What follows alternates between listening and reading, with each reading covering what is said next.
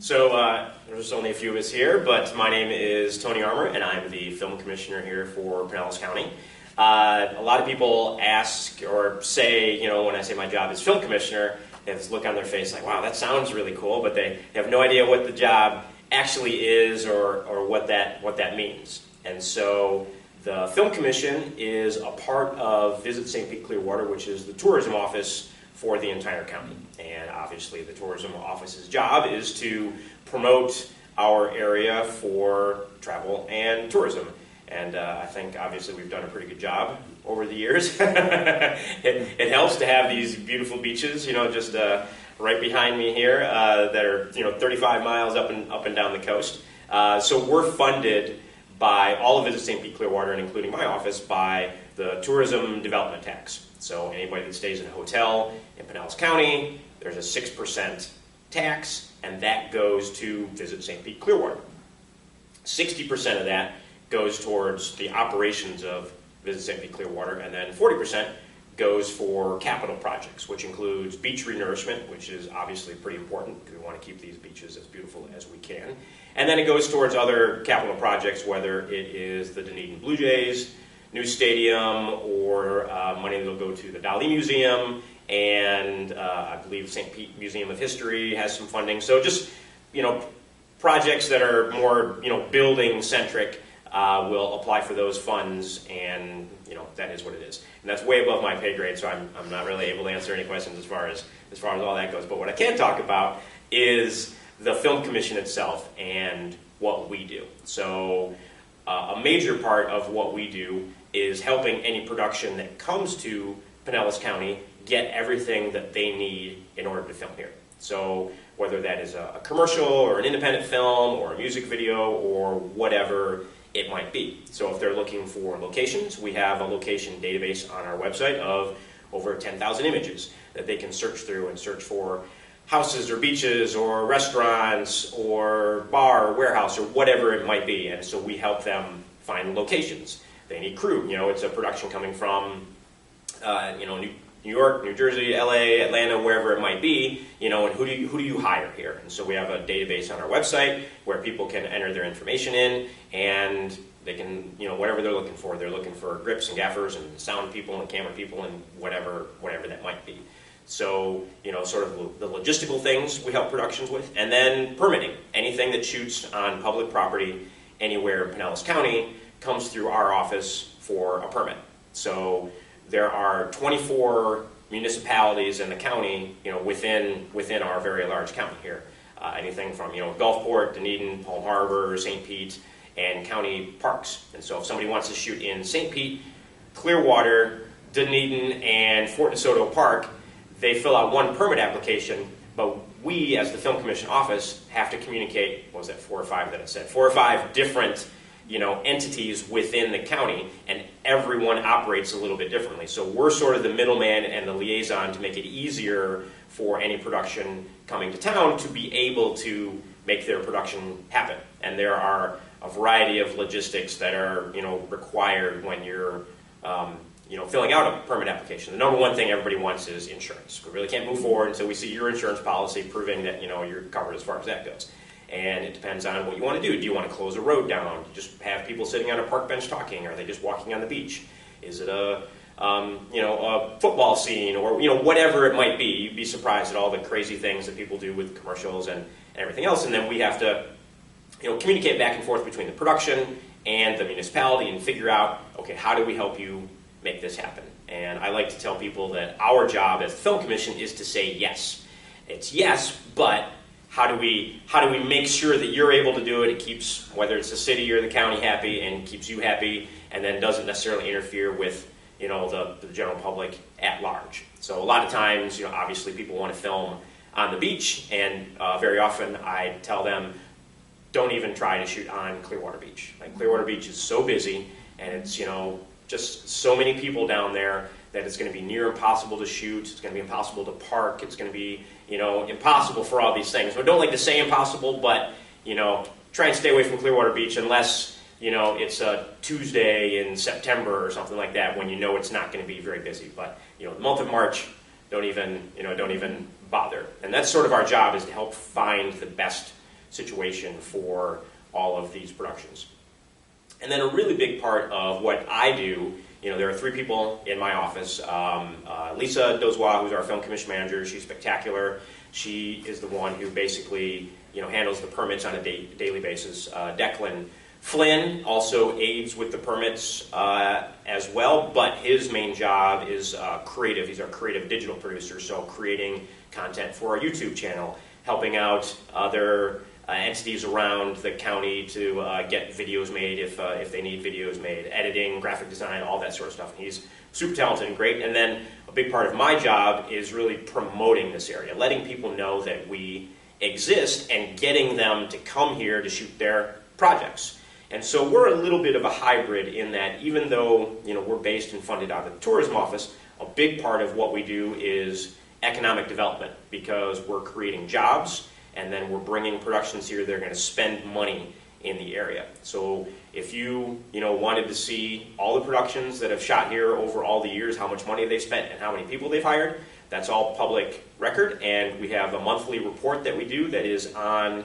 the Pinellas County CVB website. You could find Film Commission, March of 2019, and take a look and see what's shot here. And our particular market, and Tampa Bay in general, Florida in general, is a huge commercial market. So because the weather is so nice, because we do have great locations, we get commercial productions that come from all over the world to film here. Whether it's Dick's Sporting Goods that always shoots a lot of their stuff here, or Home Depot, or Publix, or whoever it might be, even down to small, little companies. Everyone needs video content for their websites, for their YouTube channels, for Instagram, whatever it might be nowadays. So there's so much more video being shot now than ever before, and that's the bulk of what's done in the area is commercial production. Now the stuff that everybody hears about, of course, are the feature films. Anytime we have a feature film that comes, I think we all know what the most famous feature films that have been shot here are the Dolphin Tale films, thanks to Clearwater Marine Aquarium and David Yates, their CEO at the time and executive producer who helped craft and create those particular films. And those were wildly successful films that had around $20 million a piece budgets that was primarily spent within the area here. And the big reason that those films shot here is not just because Winter, who sadly just passed away, was a very compelling story with a dolphin that loses a tail, but the fact that the state of Florida at that time had a state film incentive program. And state film incentive programs are the #1 reason why any production films where they film. So everyone hears about Georgia right now, and if you watch film or television, you always see that Georgia peach in the credits at the end of whatever you're watching. That's because for the past 15 years or so, Georgia has had one of the most robust film incentive programs in the country. So they essentially, if you go to the state of Georgia, they're going to give you 25% back of whatever you're spending within the state. So if you spend $10 million, you get $2.5 million back from the state of Georgia. And so I won't go into a long explanation on how film finance works, but you can, doesn't take a rocket scientist to figure out that if you're getting money from somewhere to come film, you're going to go to those places and film your movie. So Georgia, Louisiana, Alabama, South Carolina, Mississippi, Oklahoma, New Mexico, Ohio.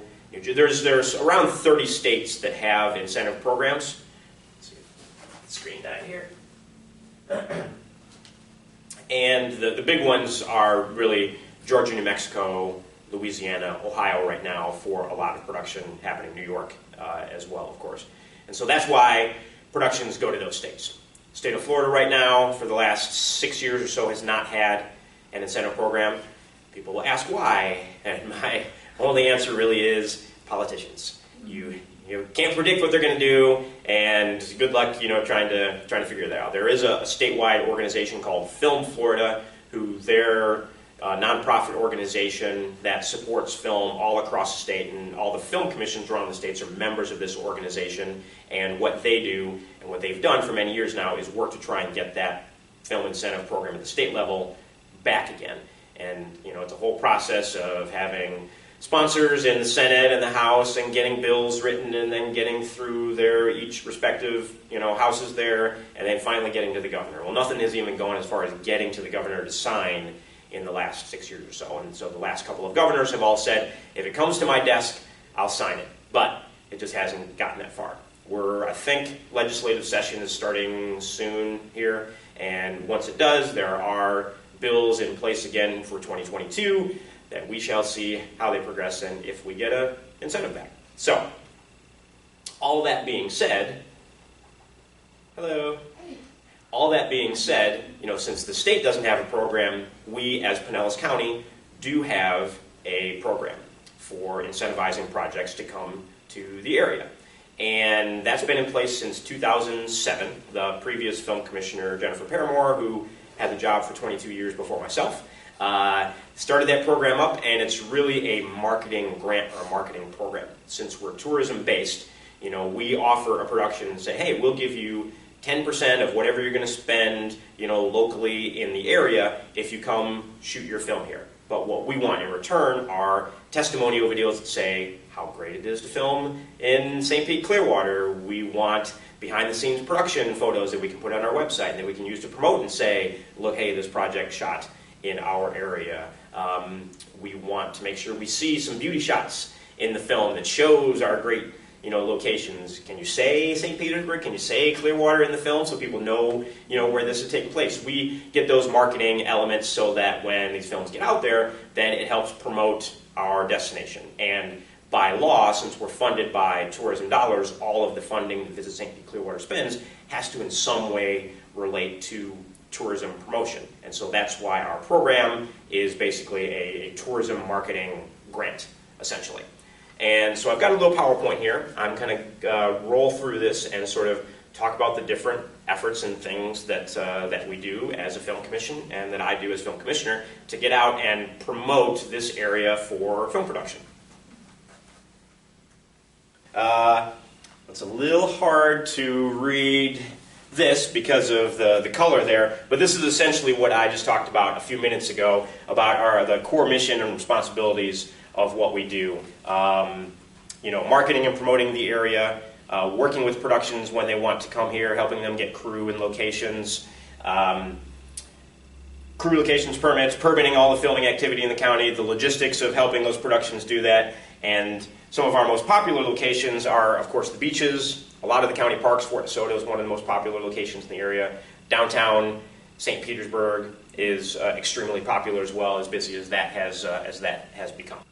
I guess I could have started rolling through this as I was talking before, and we would have had some visuals go with it. But as I was just talking about a second ago, with the state film incentives, you can see all the colored states on this map are states that have incentive programs, and all the ones that are just white on the map, no incentive program. And so very glaringly, we stick out like a literal sore thumb here in the southeastern United States as the only state in the southeastern U.S., and really talk about the East Coast basically, and then even going into the West here in the Southwest, that does not have some sort of state incentive program to draw projects to the area. Like I was saying, Georgia, super popular program. South Carolina is very good. North Carolina, Tennessee. Mississippi's is very good, Louisiana. I mean, all these states have some sort of program that are drawing production away from the state of Florida. At one point in time, before incentives were a thing, and I blame Canada because they're really the ones who started this whole incentive thing, and then U.S. states had to kind of follow suit.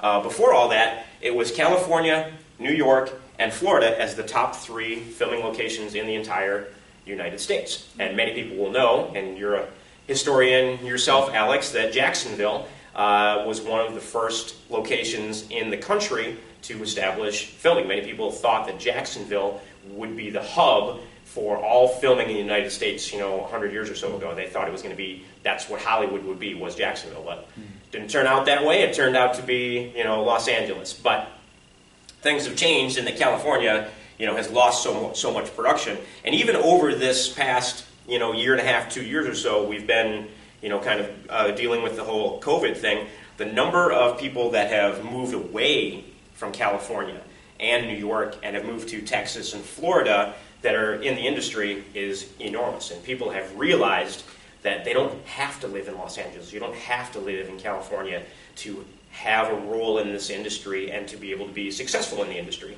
And a lot of very well-established people, again, have moved away, and I guess that's a good thing because it democratizes the whole business. People, you don't have to think, well, if I want to be a filmmaker, I have to move to Los Angeles to do it. It's just not true anymore, which is a good thing.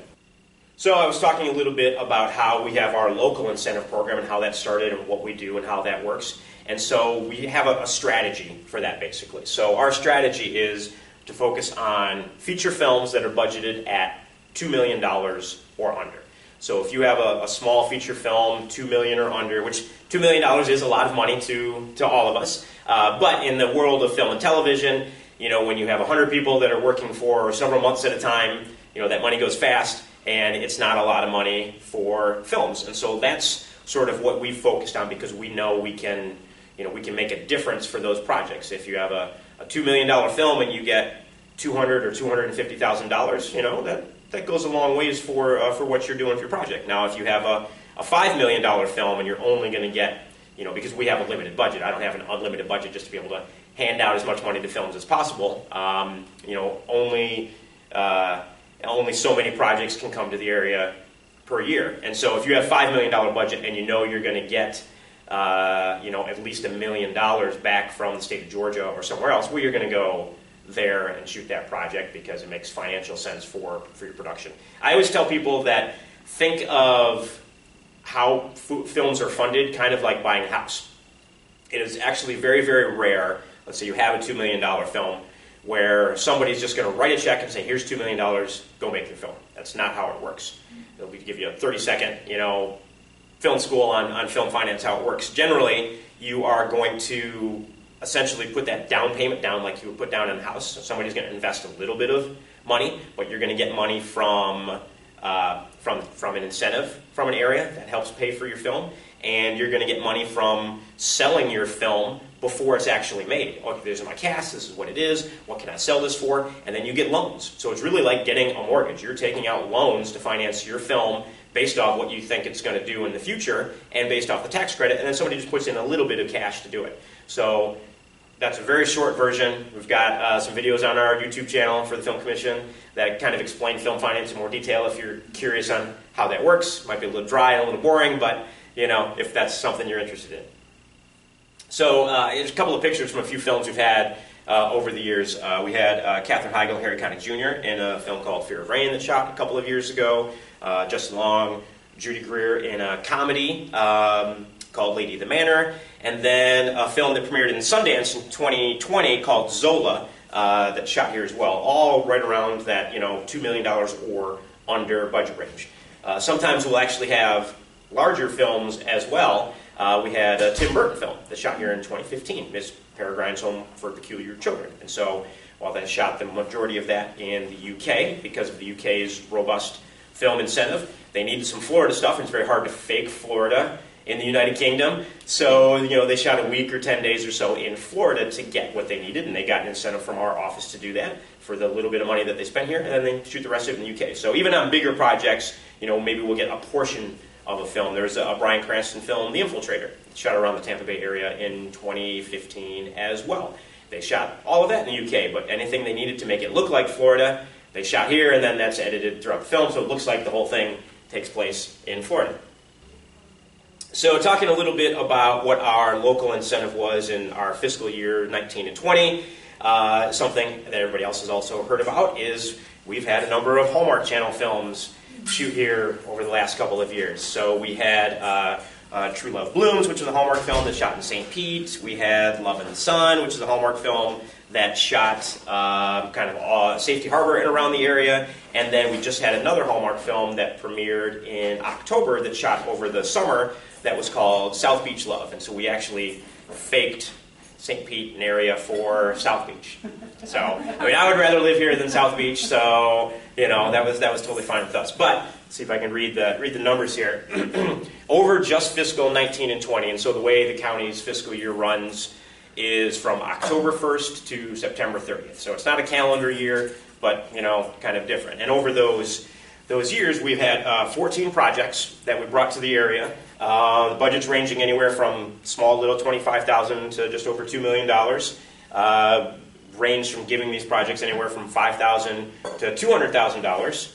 And the incentive overall resulted in bringing $10 million into the county for those projects spending that money in our area. And you might have missed a little bit earlier, and you're free to watch this video a little later, but we talked about sort of what the role is of the Film Commission to promote our area for tourism via film and television and commercial production, and then also we're a little bit of economic development as well because we help, bring jobs and bring money into the area. And as I talked about a little bit earlier, what we receive in return are sort of all these marketing elements, calling it St. Pete or Safety Harbor, Clearwater in the films, testimonial videos saying how wonderful we are here in the area and how great it is to shoot your projects here, and just general promotion. And then the marketing value, a big part of it is, these films get out there in the world and people see them. What's that marketing value? For the Hallmark film that's shot in Safety Harbor, I've had a number of times the Safety Harbor Chamber of Commerce has called my office and said, well, we just had another couple stop by and say they're here because they saw us on the Hallmark Channel, so they wanted to come visit the area. And those are just the people that are stopping into the Chamber of Commerce and actually telling them. And so you can kind of look at a bigger picture like that. It does help drive tourism and promotes our area in a positive way.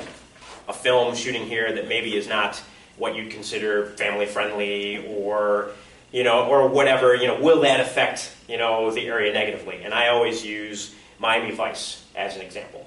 If anybody knows what the city of Miami and South Beach was like prior to the mid-'80s when Miami Vice shot down there, it is nowhere near what it is today. And Miami Vice literally transformed Miami from this sleepy retirement community in South Beach to being what it is today. And that film obviously dealt with, drug smugglers and murder and all kinds of crazy stuff. I think people, when they're watching film or television, can separate fiction from reality and don't think that, well, I certainly don't want to go to St. Petersburg because they made the movie Spring Breakers there and there was a gunfight in that movie at the end. Surely the streets of St. Petersburg are rampant with drug dealers, just shooting it out daily is a horribly unsafe place to go. That's clearly not true, and it hasn't negatively affected our tourism whatsoever.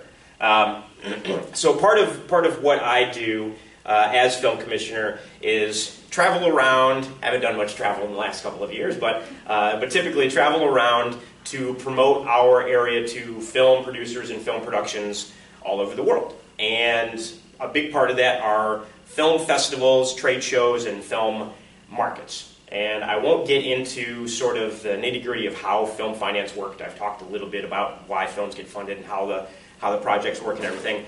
But there are 4 major film markets every year. And at these international film markets, this is where the bulk of the buying and the selling of films happen and where films get sort of packaged and put together.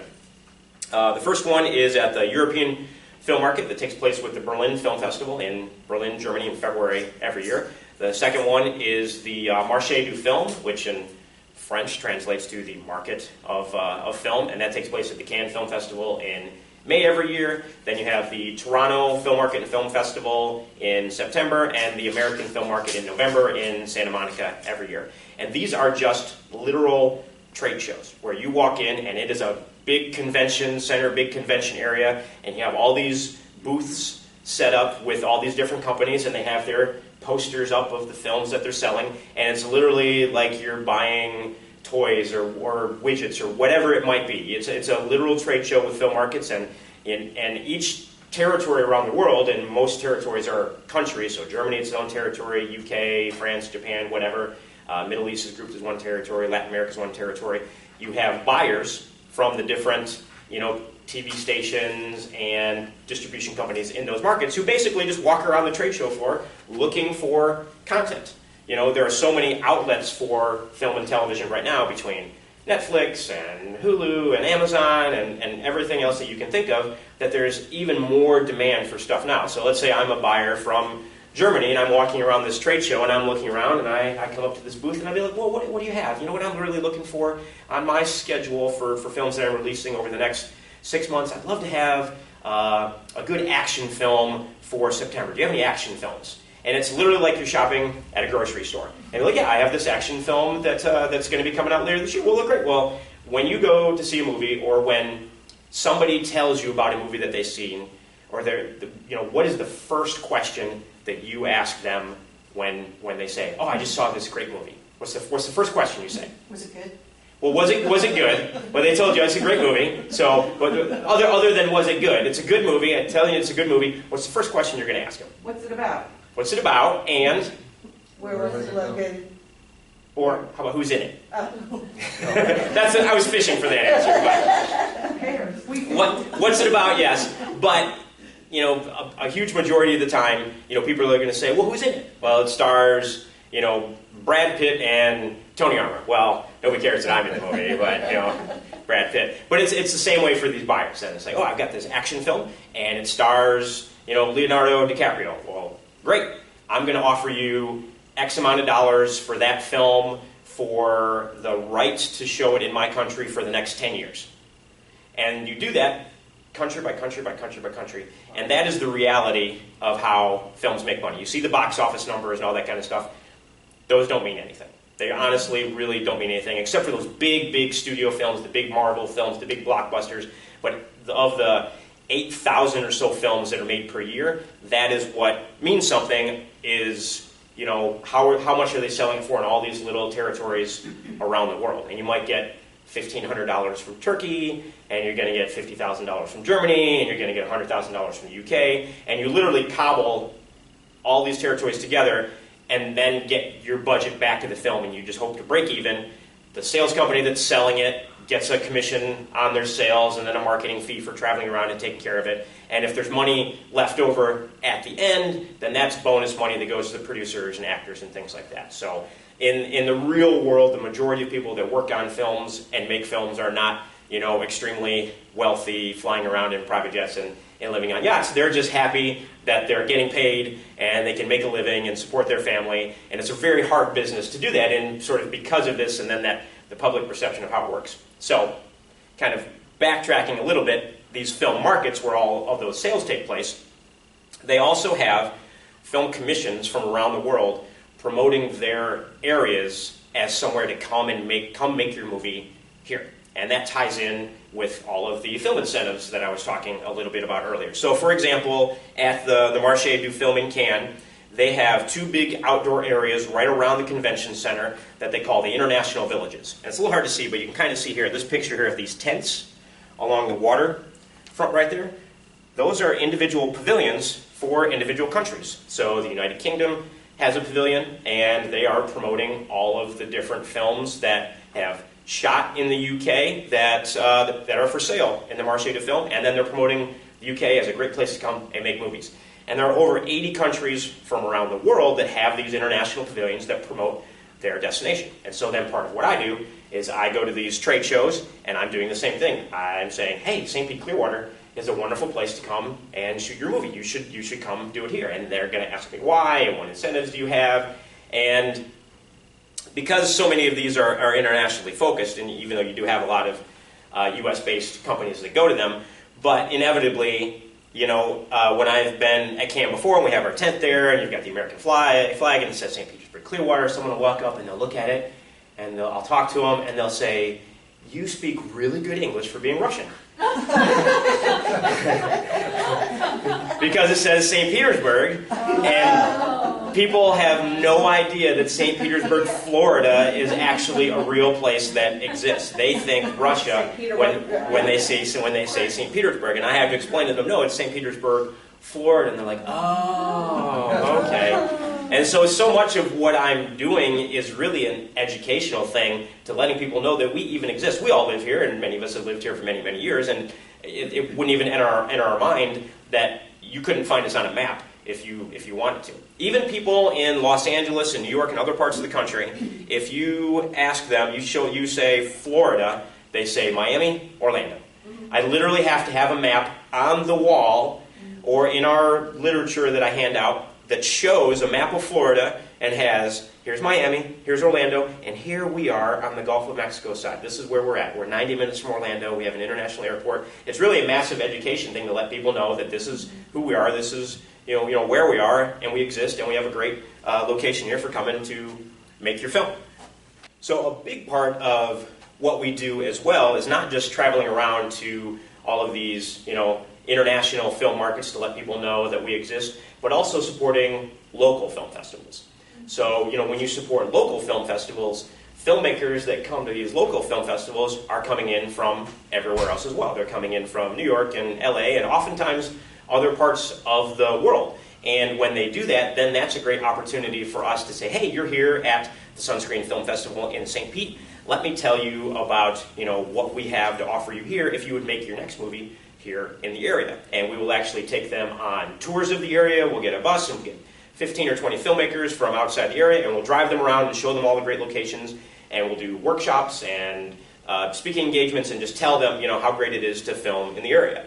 So the Sunscreen Film Festival in St. Pete is the longest running film festival in the entire Tampa Bay area. We're going into our 17th year this year. And then full disclosure, I founded Sunscreen 17 years ago, and it was a part of the big reason that I got the job as film commissioner 8 years ago is because I was so tied into the local community and the local film industry, and everybody already knew me from running the Sunscreen Film Festival for all those years before I became film commissioner. So Sunscreen is our longest running festival in the area, and every year, even 2021, we had a great attendance in 2021. I think it was equal to almost what we did in 2019, and we had filmmakers fly in from South America and Los Angeles and everywhere really, and and I think it was over 100 filmmakers that traveled into the area just to come to the festival because they had their film showing at the festival. Now, a lot of people don't really know how film festivals work, but it's kind of a simple process. So Sunscreen Film Festival is taking place April 28th to May 1st, 2022. If you're a filmmaker anywhere in the world, there's a website called Film Freeway, just filmfreeway.com. And you want to submit your film to film festivals everywhere. You literally go to this website and you search for film festivals all over the world. And you've uploaded all your information about your film, and you just literally click submit, and send your film to these different festivals. And each festival charges a fee for you to submit their film, whatever it might be. You've got a short film that you made and you want to play at film festivals, you submit it to Sunscreen Film Festival, and then Sunscreen receives all of those films on the website where you literally can click through and watch all these movies. And there's rating forms there, so you can rate the films and you can organize them and choose what you want to play at your festival. So Sunscreen for this year, the submission period ends in January. It started in July or August, July I believe. And so you're accepting films to look at from July to January. And around 700 or so films come in to watch, and you have a screening team of 15 or so people, and you watch 700 movies.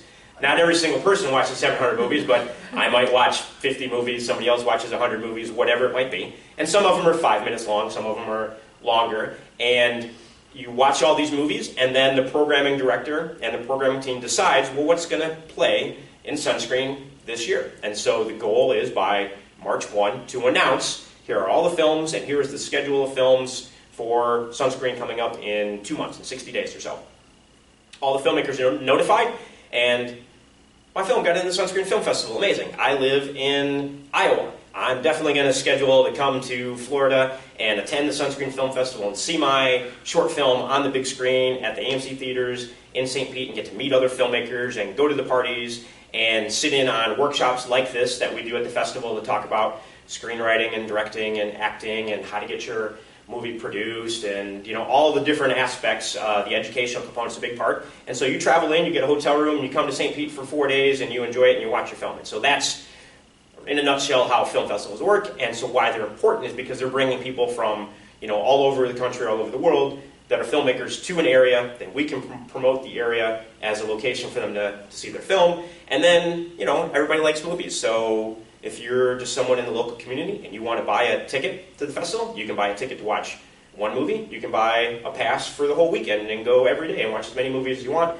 and go to the parties and the workshops and meet the filmmakers. And they're a fun, really great experience. From a business perspective, they're great for what we do for promoting the area.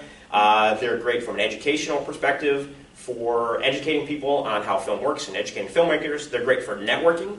for filmmakers to network amongst each other and then eventually collaborate on projects. And they're great for the local community because of the money that they bring into the area, and they provide a great cultural event for people to just go and enjoy and have a good time and enjoy the art of film, essentially. And so we have... What's the deadline for this year? January, so middle of January. Well, coming up soon here. Maybe next week or so is the deadline for any films to be submitted for this year for Sunscreen. And starting this weekend, I believe, maybe today through next week, is the Sunshine City Film Festival, which is a small film festival that takes place in St. Pete. I think this is their 6th year, and that's generally been more of a urban-focused film festival. And I think I'm meeting and speaking with some filmmakers from there next Friday. And then we have the Dunedin Film Festival, which is going into their 4th year. And they start next week, and that takes place entirely in Dunedin as well. There's the Tampa Gay and Lesbian Film Festival, which generally takes place October every year, has screenings in St. Pete and Tampa. And then there is Gasparilla Film Festival, which takes place exclusively in Tampa and generally in March. And I think they're maybe year 15 now, so we'll always be the older, bigger brother to Gasparilla for Sunscreen. But, you know, that's a big reason why festivals are important and why we as the Film Commission work to support all of these local film festivals to, again, support, and most of them are all nonprofits. Supporting these nonprofit arts-based organizations is important for us as well. So a little bit of what we do then, you know, promotion-wise, isn't just going out and attending these different events, but advertising. So we're going to advertise online in Movie Maker magazine. We're going to advertise in industry publications like Screen International, which is an industry magazine that is at all these trade shows and that has a monthly release and is, you know, online. And if you're in the industry, you know, most people have a subscription to Screen International because it's, you know, the behind the scenes of the business. It talks about everything that I talked about with the sales and the marketing of films and what everybody does. Hollywood Reporter. You know, the messaging of what we always promote is the industry is what it is. We talk about the incentives. You know, that whatever our local incentive is, the 10% cash rebate, that's what we're promoting because that's the first question any film production company or any film is going to ask us is, what are your incentives for shooting in the area? So that's what we're promoting. And then secondarily, we promote beautiful locations, beaches, all that wonderful stuff because if we can get them to shoot here, we know, you know, we've got to show them all the great things we have to offer in the area. So then a part of, you know, that marketing as well is what we call, you know, PR and earned media. So public relations and earned media. So I'm constantly doing some sort of interview with, you know, Bay News 9 or Daytime or one of the local talk shows or doing things like this, you know, via Zoom for New Orleans Film Festival or Entertainment Partners, which is a big industry a company that deals with incentives and payroll for crew, and they do a lot of great workshops and programs. And trade publications, newspapers, whatever you can think of, you know, I've got to get out there and start talking about what we do and, you know, then promoting it via all those, you know, sort of PR and media and news sources. Jingles from commercials from our childhood, because we've seen them a million times, or even not from our childhood, just if it's something that you've heard a million times over and over and over again. The Wendy's commercial from the 80s, well, where's the beef? You know, how many of us, you can close your eyes and you can just see that stupid commercial, you know, ad nauseum. And so that's so much a part of, you know, what we do. Screen Daily, again, you know, we've done some digital things, and I do a lot of online workshops with them because they are so industry focused, and it might not be, you know, the general public wouldn't see this, but anybody that's in the industry, you know, because we're very B2B, business to business relations, and trying to get those productions here. So in person at trade shows and conferences, Zoom speaking nowadays on a lot of industry panels. Usually I'll do a lot of in-person things like this, but it's become Zoom over the last couple of years, and I'm happy to see that we're progressing and getting more into doing these sort of in-person types of things. So it's all that interactive marketing. So we'll do a lot of industry workshops like this, and I was telling Alex earlier that you can find a lot of our workshops online on the Film Commission YouTube channel. So if you just St. Pete Clearwater Film Commission on YouTube, you'll find our channel, and you'll see a bunch of workshops that we've done with screenwriters, workshops that I've done with film financiers talking about film finance, or just, you know, how to get things made. And now moving forward in the next year or so, we're going to get back to doing more of these workshops. It's something that kind of got put on the back burner for a little bit over the last couple of years, and we're going to start doing more of this again. And we know that a lot of people still aren't comfortable getting out in public, so we'll do public ones, but they'll all be recorded and go to our YouTube channel so people can watch them anytime on the YouTube channel. Part of that is branding ourselves as an industry leader. The workshops featured online, obviously then the audience and the viewership can be global. You can see them from anywhere in the world. It's really a unique method of raising awareness for who we are and what we do. And again, some of the workshops, screenwriting the first 10 pages, the truth on how to get your screenplay or idea made, production sound, film finance, we kind of cover all of those things and much more. And like I talked about before, Sunscreen Film Festival is really great because we'll do a dozen workshops over the Friday, Saturday, Sunday of the festival. So 4 workshops a day. You could literally go to the festival and do nothing but go to 5 straight hours of workshops on a whole wide variety of topics from industry professionals that have traveled in from around the country that are there to give their advice and answer your questions, basically.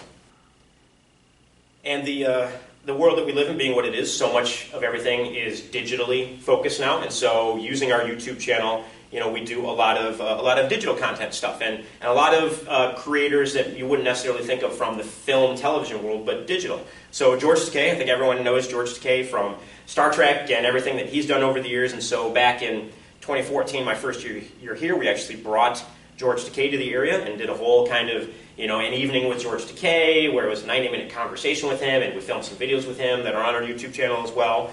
There's a YouTube creator named Freddie Wong who has over, I don't know what it is now, but at the time it was like over 7 million followers on YouTube, and he creates all these very cool, fun little short films. And he's a USC Film School grad and ended up making these, this great YouTube channel with all this amazing content on it. Kevin Smith, filmmaker who made Clerks and a wide variety of other films, and he has a great following. He has a film that I think finally comes out later this year called Kilroy Was Here, a little bit of an anthology horror film, and so we've got a great interview with Kevin Smith on the YouTube channel as well. And even just this past year, 2021 in January, there's a 2-time Olympian in 800-meter running named Nick Simmons, who has a great YouTube channel, and I reached out to him because I was watching a bunch of his videos during the pandemic when I was bored, and said, hey Nick, how'd you like to come to St. Pete and shoot some of your stuff here? And he's like, that sounds great. So I literally brought Nick Simmons to the area, and we shot him racing a bunch of high school kids on the beach in front of the Don Cesar with the Don Cesar in the background. And we go to downtown St. Pete, and he has a video on his YouTube channel, that's him racing a dolphin. So we went over to Clearwater Marine Aquarium, and we've got that big glass window at the new aquarium now. He lined up, and they worked with the trainers, and then Nick raced the dolphin to see who could get from one end of the window to the other the fastest. And so just creating these fun videos that go on his YouTube channel with a lot of followers that promotes, the Don Cesar and St. Pete Beach. It promotes the Clearwater Marine Aquarium. And so finding other unique ways to promote our area outside of just the typical film and television. And the digital stuff can be a lot of fun because it's not as much work as necessarily putting a whole feature film together, and it's cheaper as well, and you can do great things like have an Olympian race a dolphin. That's a lot of fun. We had another guy, Andrew Wang.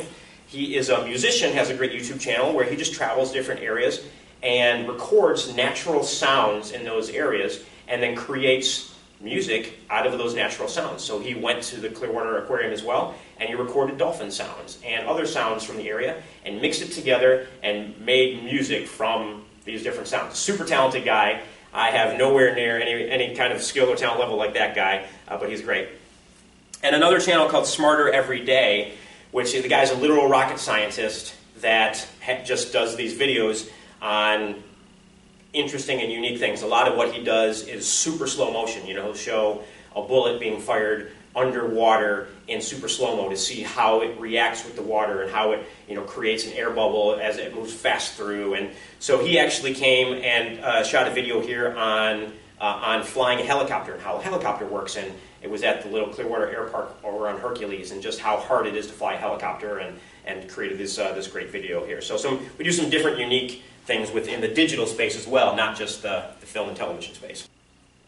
Again, like I mentioned, we get these filmmaker testimonial videos saying how wonderful it is to shoot here. You can find those on our YouTube channel. Tim Burton did a great one that we recorded down at the Don Cesar. You can find there. The one I did with Kevin Smith, Harry Connick Jr., of course, talking when he shot the Dolphin Tale films here.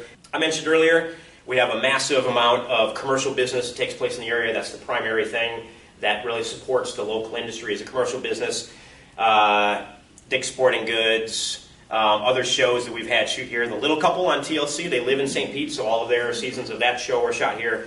We get a lot of, as you can imagine, HGTV, like house hunting types shows, and so Beachfront Bargain Hunt is a show that is filmed here a lot. We have beaches, we have houses on the beach, so, go figure. Floribama Shore, one of those MTV Jersey Shore type of shows, which, occasionally you'll have people say, doesn't that paint us, like I talked about earlier, doesn't it paint us in a bad light here? And I think people, again, can separate reality from a bunch of kids acting like it's spring break every day, living in a house, to, what the reality of the area is. And the great, what I tell people is, they're going to come to the area, they're going to spend $5 million in the local community, they're going to book hotel rooms, they're going to spend all kinds of money, at restaurants, and they're going to hire a bunch of local people to work on this project, and then, they're only going to be here 2 months and they're going to go home, and then we get this national promotion of our area. So, it's a lot of economic development and great economic impact, and, not a bad thing at all. And so then, kind of like who is our competition? I keep talking about incentives. You'll see Malta constantly promotes the fact that they have a 40% cash incentive to come shoot in Malta. Well, who wouldn't want to go to Malta, especially if you're going to give me 40% of whatever the budget of my film is back, and just write a check, essentially. So Malta is a big one that I put up there because they're always promoting 40%. Other ones around the U.S., we're competing with every other area around the U.S., Georgia and Louisiana and Texas, and there's everybody knows, Florida Man. There's all these Florida Man stories. Well, there are 2 Florida Man shows that are coming out soon. I believe there's a Netflix show called Florida Man, and then there's another Florida Man show being made for another channel or streaming service. And I believe the Netflix one they shot in North Carolina, and the other one they may have shot in Georgia. And it's because we don't have a state film incentive, so Florida is going to be shot somewhere else, basically. It just is what it is, basically. So, we're competing with all those other states and all those other film commissions around the U.S. who are trying to, bring productions to their destinations as well. So one of the things, just kind of wrapping up, one of the things that we've been super successful with in the last year or so, I talked about is, we're focusing on these films $2 million or under, because that's what we can make a difference with our small local incentive. And we've had the Hallmark Channel films, and I think from October until now, we've had 3 Lifetime Channel films all shoot here, and we may have something close to 10 more Lifetime Channel films shooting here before the end of the year. And these are small films, budgeted around $400,000 or so. And so the fact that they're just getting a little bit of money back really helps, these productions happen. And they like shooting here, so we have a whole bunch of Lifetime Channel films that are shooting in the area now. And again, they're not going to be these big films that are going to be theatrically released or anything like that. But if you have 10 films, spend $400,000, they're still spending $4 million in the area. They're still hiring 30 people for every film. And then those films air 12 or so times per year on the Lifetime Channel. So, once a month, if you have 10 different films airing once a month on the Lifetime Channel and they keep seeing St. Pete Clearwater, St. Pete Clearwater, St. Pete Clearwater constantly, then it's a great tourism and promotion thing for the area as well. And then just some pictures from some of the films that have shot in the area, Sunscreen Film Festival, and a few other things. Well, thank you very much for coming out and listening to me talk today. It was a great chatting with all of you. I hope you enjoyed it. I didn't bore you too much with the nitty-gritty of the film business there, but that's in a nutshell kind of how the whole thing works. And you can find more information on our YouTube channel, more videos there, and our website as well. If you have any questions, my email address is on our website. Feel free to call my office and shoot me an email.